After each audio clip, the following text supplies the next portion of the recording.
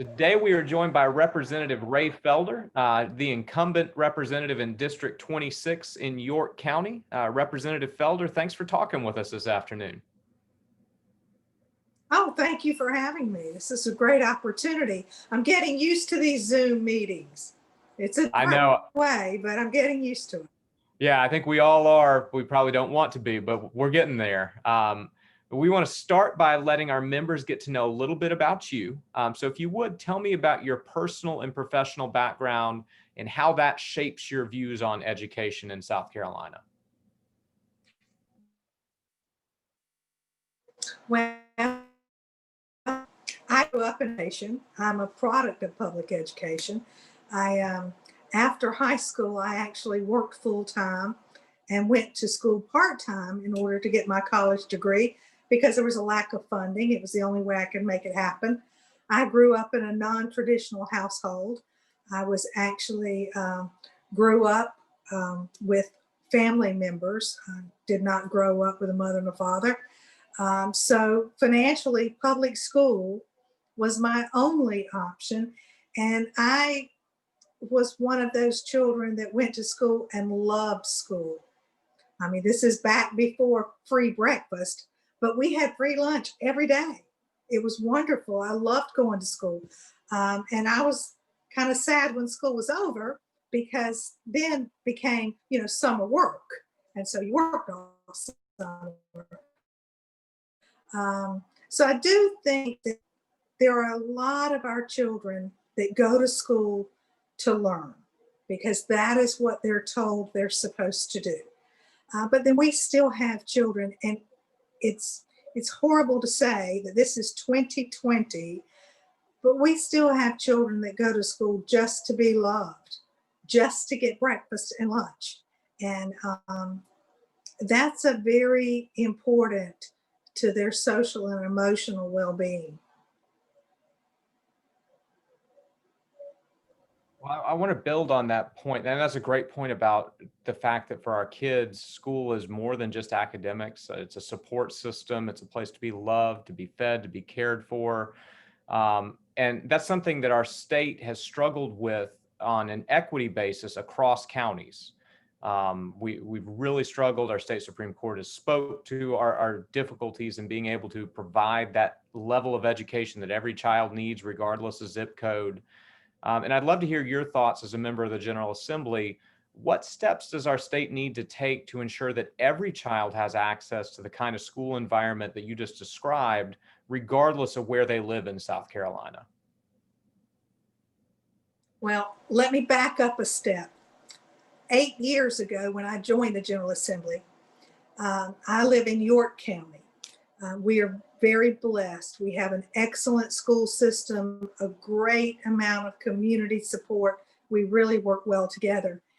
At that time, I was very naive to what other parts of our state and some of the situations that they face, not only with the accessibility to a high quality education, but also with facility needs. I mean, I had an opportunity to tour schools that, they were built in the 50s. And very little modern upgrade, if you will. And it was really an eye-opening experience for me. And then to learn what a mill means in one school district when you raise taxes by a mill, that could be $2,000, $20,000, or it can be $100,000. There's such a disparity as to what is the definition of an 8 mil tax increase, depending upon where you live. I still strongly believe that somehow we have to address infrastructure needs for education, a lot like we did infrastructure of roads. We created a state infrastructure bank so that we could prioritize road needs and have a system whereby, based on safety and based on other factors, taking the politics out of it, we could determine where those dollars get merged with other dollars to make these huge projects happen. I truly hope that we can find some similar vehicle so that we can allow some of these districts that have such a limited tax base that just don't really have a lot of opportunity there. I mean, building a school is very expensive in today's, now granted, I agree that it's less expensive when the land is less expensive. But the flip side of that is, even though that land is affordable, does it have the infrastructure in place, water, sewer, power, these kinds of things? So there's definitely a gap there that I do believe it's going to be up to the General Assembly to find a more equitable way other than Act 388. Sure. And you make some great points about equity when it comes to facilities and resources. The other part of the equation is access to great teachers. And our state is in the midst of a teaching shortage crisis that's more pronounced in our low income and rural areas. There was a report out of USC over the weekend that showed that. And that shortage doesn't appear to be going anywhere because there's fewer students coming out of educator preparation programs. So in your view, what steps can the General Assembly take to better recruit and retain great teaching talent into our classrooms? Well, I think it goes back to just like so many other things. Uh, Teaching is a great profession. Most teachers teach because they love what they do. They love making that impact in a child's life. But we've also got to make it profitable to be a teacher. You know, when you go to college for 4 years and you pay college tuition, to come out, I'm very proud of the General Assembly. I don't want to make this sound negative. I'm very proud that we are seriously addressing teacher starting pay. But there's still a problem when one county or one district across the road can afford to pay more than the neighboring district. There's still a problem when you have a 23-year-old college graduate that is hungry and eager and looking forward to that first teaching job, but realize, oh, I just interviewed for a job and there's no place for me to live. There are no apartment complexes. There are no big box retail stores. There are no movie theaters. There's not even a fast food restaurant in the county. That's tough. I mean, I don't know an easy solution to that, but I do know we've got to find a way that if we recruit teachers there, they somehow become woven into that community so they feel like this is my home now. And therefore the retention is there. You know, when they drive an hour and a half to teach for a year or two, they're not going to stay. They're going to move on because they're going to have that experience. They're going to apply to another school district closer home. It's a serious problem. And my heart goes out to those teachers that are doing that. I mean, I have teachers that live in York County and drive to neighboring counties because that's where they feel called to be. But I also know when that opportunity comes that they can be closer to home, especially as they mature in their personal life and start their own families, they're going to want to be closer home. Sure. Yeah, that's why programs like the Rural Recruitment and Retention Initiative are so important. Um, just because you brought up teacher pay, just an extension question on that. Obviously, the General Assembly was not able to pass the step increase at the end of the last session. Chairman Smith said that if revenues are flat, then that's the first priority for him come January. If reelected, where do you stand on the issue of step increases for teachers? Well, I think it's very important that we do that. You know, but a lot of, the original House budget when we had the surplus on the table. I think it was like $420 million was going into public education, K through 12, whether that's teacher raises, whether that's additional 4K resources to expand that. We had a great deal of money that we had planned to allocate. After, of course, COVID-19 changed everything. And I do think now, though, everyone talks about everything horrible with COVID-19, which I personally agree to a lot of that. But the one really good thing, parents see how hard teachers work. It is a tremendous job to have 40 students on a Zoom class. You're not only trying to teach them the core subject curriculum material, but you're also trying to help them navigate how to use all of this technology. Yeah, you've become IT support.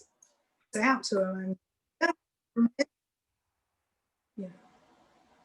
The parents I've talked to in the spring that were so unhappy with the situation that was there, because it was immediate, overnight, no preparation. They were totally amazed at how different it was when kids came back in September. That's great. And so another topic, kind of pivoting a little bit here, but it still ties to funding. Governor McMaster has obviously tried to use $32 million of his GEAR funds through federal COVID relief to establish a SAFE grants program for private school scholarships for students. Our state Supreme Court has struck that down, at least in potentially there's a rehearing, but as of now, it's been struck down. But the governor has said in the future, he wants the General Assembly to establish something like the SAFE Grants program on a permanent basis out of recurring state dollars. So holding constitutional issues to the side, what are your thoughts on that request if it comes from the governor? Would you be in support of that kind of request coming from the governor's office? Well, depending on what the request said and where the recurring dollars are coming from, my whole concern over the SAFE grants was you're kind of setting families up for failure to say, okay, this year, little Johnny can go to this school, but it's only one-time money, one-time tuition.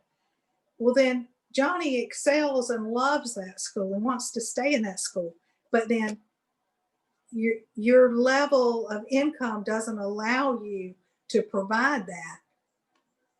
To me, you're creating more of a hardship than a help. Taking dollars away from public K through 12 is a very slippery slope to go down.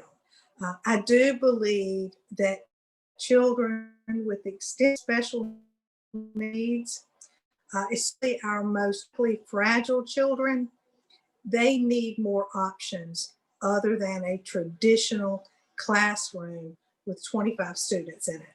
And I think we need to find ways to make, but every dollar we take away from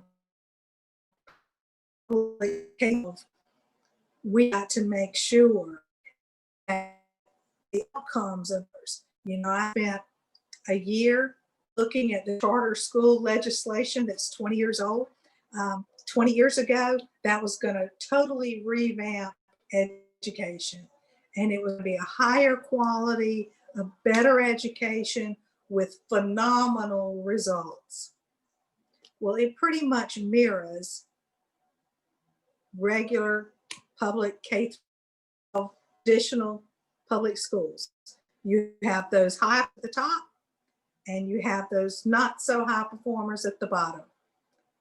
So did it work? Yeah, I mean, we continue to see achievement gaps across student groups in different educational settings, not just in our state, but nationally. And that's definitely a concern we need to address.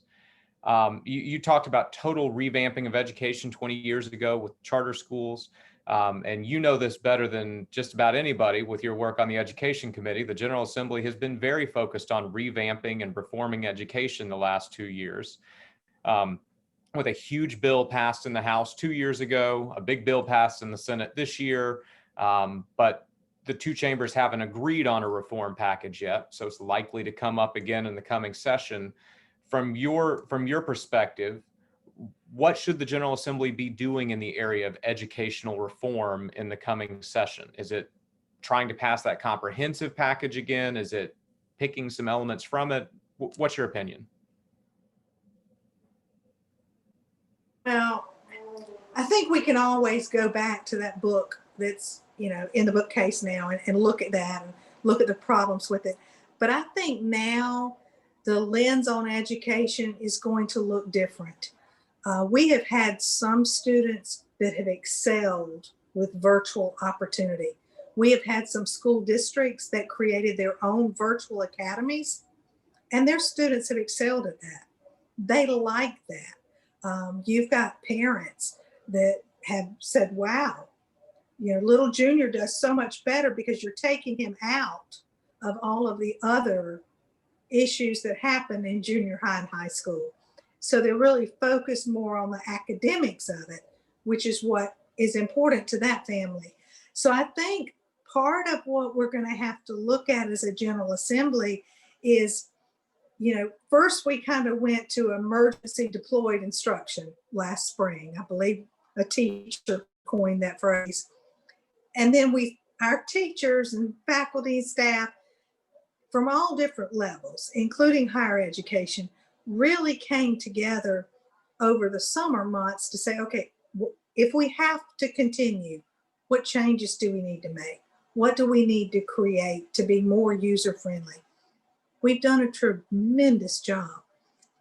I think the first question the General Assembly is going to have to answer is this a format that we want to continue?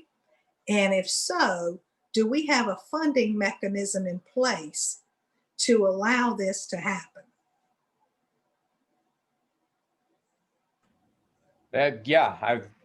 Certainly education cannot look the same coming out of this pandemic as it did beforehand. And so that's a really good point. We've covered a lot of ground on education policy, but I want to make sure our members get to know about you and the things that you're most passionate about. So is there anything we haven't covered that you would want to make sure our members are aware of? Well,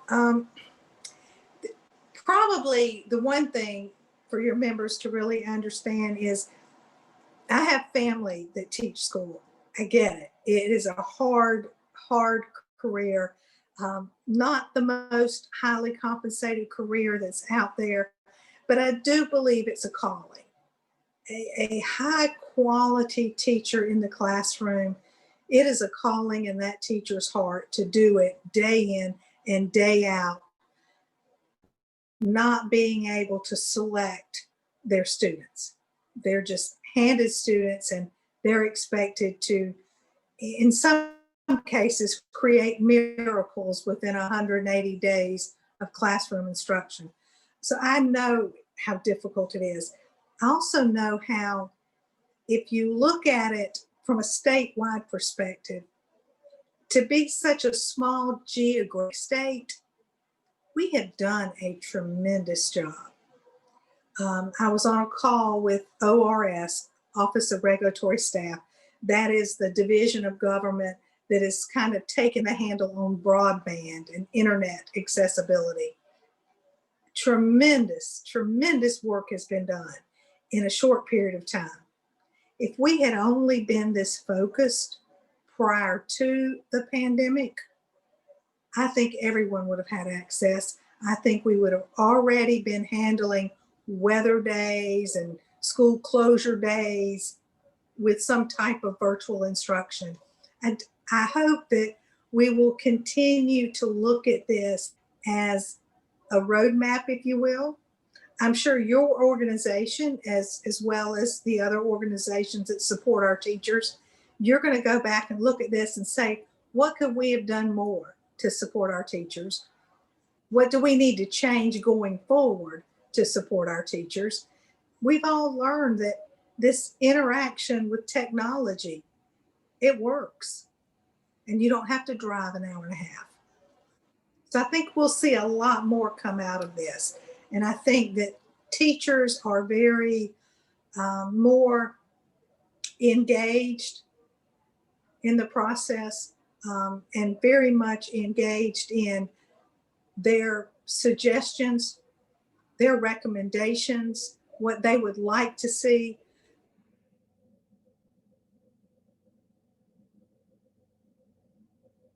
Uh-oh. Representative, oh, froze on me there just for a second. And this is 2020 in a nutshell, when our video call freezes up toward the. Yes, it is. Well, and of course it would happen right after you were making a point about broadband expansion as well, that we get frozen up on a call. Yeah. Well, Representative Felder, thank you for your time this afternoon, for your service to our state. We wish you all the best, and please let us know anytime that we can help you. But thank you again for sharing with our members this afternoon. Thank you for the opportunity.